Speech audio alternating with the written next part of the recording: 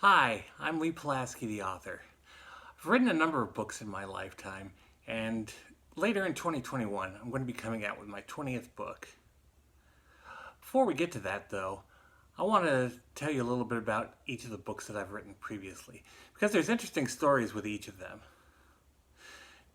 Today, we're going to talk about the first book I've written, the book that turned me from just a simple writer into a published author. Today, we're going to talk about The Colors of Love and Autumn.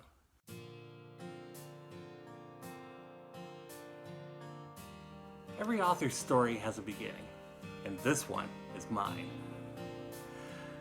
My first foray into writing started about 15 years ago. I'd written a few hundred words for newspaper stories and stuff like that, but I was interested at some point in actually writing a book.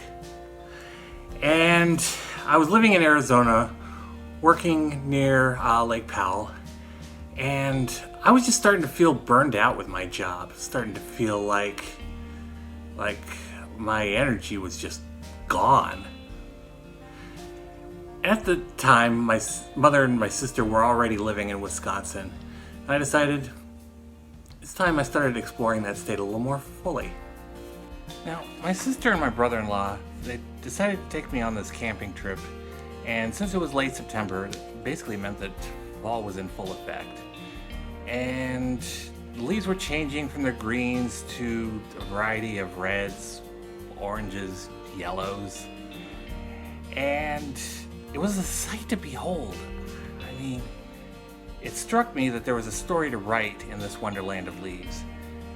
Now, when we stopped off for fuel and snacks, I bought up a notepad and I immediately started taking notes about what was springing up in my mind, what was springing up around me, how that could turn into a story. I imagined this amazing love story. One of the protagonists, a man named Shiloh David, had just moved up to Wisconsin from Arizona. He was escaping a relationship where he felt unwanted, unloved, that sort of thing, and basically broken. So as he's unpacking his boxes and settling into his new home, he's trying to figure out what to do. And of course, as most of what happens to us, he gets hungry eventually. So he goes to this diner that he went to this first day and figured he'd get himself something to eat. Well, he found something a little bit more than that. Now, this man, Jeffrey Layton, he's lived in the community all of his life. But he's been living a lie. He's a police officer, and he's been passing for straight, even though he's had another man in his life for 5 years, a man that he tragically lost to cancer. Now, when Jeffrey walks into the diner that night, his eyes lock with Shiloh's, and his heart soars once more. And there's happiness, there's joy, but this joy is tempered with the reality that he can't love another man until he learns to love himself. And until he comes to terms with who he really is. I knew I wanted to write a love story. And as we were making that drive to the northern part of the state, I knew I wanted to set it in the autumn time period, because I was seeing lots of beauty in those fall colors, just as like there was going to be all this love and beauty in the relationship that was forming between Shiloh and Jeffrey. Of course, there can't be love without a little drama, and Jeffrey's still mourning the loss of his lover, and Shiloh gets a rude awakening when his former flame shows up and decides he wants another go of it, even though Shiloh's like, no. There's a reason I left you and I left Arizona. The issue of Jeffrey not being open about his sexuality reaches a friction point when there's alcohol involved. And then, of course, there's the big finish when their plans to be in love are almost torched by a major homophobe in the community, and he decides that he can't bear the thought of two men being together and being happy.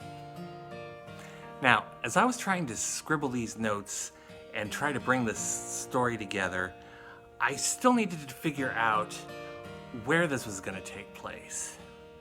I knew I wanted it to be in Wisconsin. After all, I've been surrounded by tall, majestic trees for the last several days with amazing colors and everything. So it would be crazy for me to come up with this idea in Wisconsin and not set it in Wisconsin. But it wasn't until the drive back began, and we stopped off in this community called Eagle River. I looked around, and something inside me cried, "Jackpot!" So, I grew up in a community called Chino Valley, Arizona. You may have heard of it, you may not have. But just south of this community is a place called Prescott. And there's these beautiful old buildings in the downtown area. Give you this old feel. I saw something similar, something majestic in Eagle River as well. It was so full of classic charm that separates the small towns from the big cities like Phoenix, Green Bay, that sort of thing. Now, I grew up as a country boy, so the last place I wanted the story to take place was in some metropolis, where fun often had to be sifted from the back alleys, the ghettos, the slums, that sort of thing. I also wanted this story to be different from all the other gay romances that were out at the time. And keep in mind, this was about 15 years ago. Things have changed dramatically since then. But I wanted Shiloh and Jeffrey to go on dates, where you picked wild blackberries, where you went to fall festivals, where you had simple fun, and it wasn't just, "Oh, I love you, let's have sex."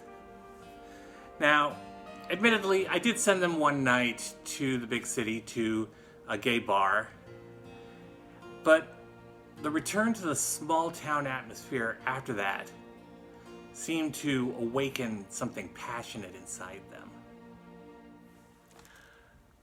Don't take it from me, though. Read their story yourself. Now, here's an excerpt that talks about when the two of them first met. Shiloh brushed a stray sumac leaf off his convertible and started for the front door. He wondered if he should order the steak and eggs again. Maybe this was a night for trying something different. He would have to wait, though. The Blue Spruce Cafe was full tonight, and there were several families and couples waiting on benches in the foyer. Trixie came out of the kitchen and immediately noticed Shiloh. "Shiloh! Shiloh David, isn't it? You look dressed to kill. Just don't snuff out any of the paying customers." Trixie immediately disappeared into the smoking section of the cafe, which could easily be detected by the white cloud that irritated some of the people in the hall. A few customers looked a little ill at ease, obviously not getting that Trixie was making a joke. Shiloh took a seat near the front door. Tonight was the polar opposite of his first visit to the Blue Spruce. He wondered what was so great about the special that people were practically breaking down Trixie's door. Shiloh took a whiff of the air. He smelled some kind of fish, as well as seasoning that could be used on French fries. That's it. The special was fish and chips. Shiloh returned to reality when he felt a cold draft from the opening of the front door. A well-built man stepped in. Shiloh did a quick examination of the man. He had dirty blonde hair, an earring in his left ear, and 2 rings on his left hand. He looked like he worked out. Shiloh wondered if he had a six-pack. Trixie came back into the foyer and saw the man. "Hey, sugar. We're a little busy tonight. You know how it is, being the Friday night fish fry and all." Shiloh smiled, pleased that he'd guessed correctly. The man waved to Trixie and came over to where Shiloh was sitting. "Is this seat taken?" Shiloh made a motion to the bench on his left to indicate that it was available. The man sat down. Shiloh carefully scrutinized him. He wore a gray t-shirt, blue jeans with a hole in the knee, and a pair of sneakers that looked like they'd lived through the Reagan era. like what you see? Shiloh's eyes widened. He didn't realize the man had seen him staring. I'm sorry. This is kind of embarrassing. That's okay, I didn't mean to put you on the spot. My name is Jeffrey. He held out a hand. Shiloh took a second to notice how strong the hand looked before he put out his own hand and shook Jeffrey's. I'm Shiloh. Don't believe I've seen you around here before. I just moved to Eagle River about 4 days ago. I barely had time to carry all the boxes inside. Wow, you must unpack quickly. Not really. The rest of the stuff should arrive in the next couple of days. I just got here early to check things out. So what do you think? It's nice and small. Jeffrey smiled. Yeah, it's a quiet community for folks who like that sort of thing. We don't have too much crime here, which is wonderful. Makes my job easier. What are you, a lawyer? No, I could never be that sleazy. I'm a police officer. Police officer? No wonder he was built like a brick house. Really? Sounds interesting. You'd think it would be, but it's not really. Not around here anyway. Most of my time is spent telling people to slow down on the roads or rescuing children or beloved pets from trees. I'm not complaining though. At least I don't get shot at. Shiloh smiled. He didn't quite know how to respond to that. So that's my story. What about yours? What brings you to Eagle River? You wouldn't want to hear about it. Try me. Doesn't look like we're going to get in for another few minutes, depending on when the folks already in the cafe decide it's time to go. Shiloh took a deep breath. Did he really want to divulge everything? He looked into Jeffrey's eyes. He wasn't sure what it was in those eyes that assured him. He knew Jeffrey could be trusted. Shiloh told him everything, from the day Chandler dumped him, to the day he got the $90,000 settlement, to the day he moved to Wisconsin. Jeffrey sat and listened, with a look that appeared to be part attentive, part concerned. So I packed up my cat, my boxes, my life, and I came up here. Must be kind of tough moving from the place where you grew up. Kind of, but my parents and my sister relocated to Wisconsin 3 years ago. So it's not like I'm completely isolated from my family. Really? Do they live in Eagle River?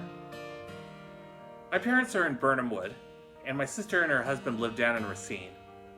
What made them move up here? Well, my brother-in-law grew up in the States, so as soon as Lynn got married, they came up here. My sister has a couple of kids, so you know Grandma and Grandpa had to follow. I was content to live in Arizona, but after the thing with Chandler, I knew I had to find a place where I could start over. Shiloh turned to Jeffrey and gave him a forced smile. I can relate, Jeffrey said. Shiloh! A booth is ready for you! Trixie was standing at the arch to the non-smoking section.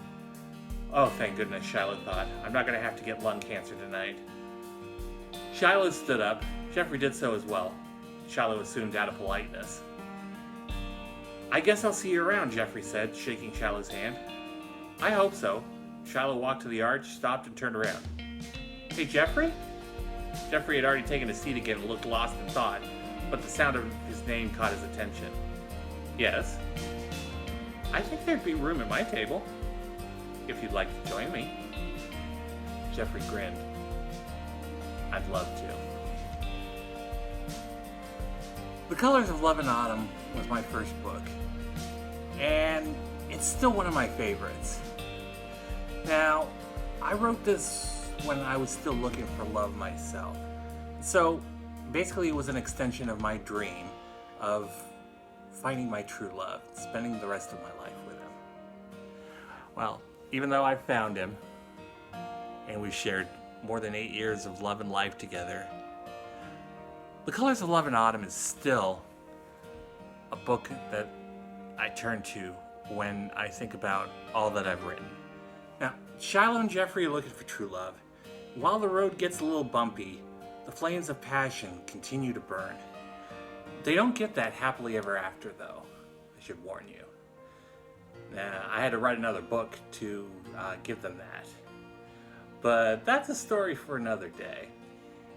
If you want to get your copy of The Colors of Love and Autumn, just click on the link on my website, www.leepulaski.com. Now, if you like this video and you want to see more, just like and subscribe below. I'll see you again soon.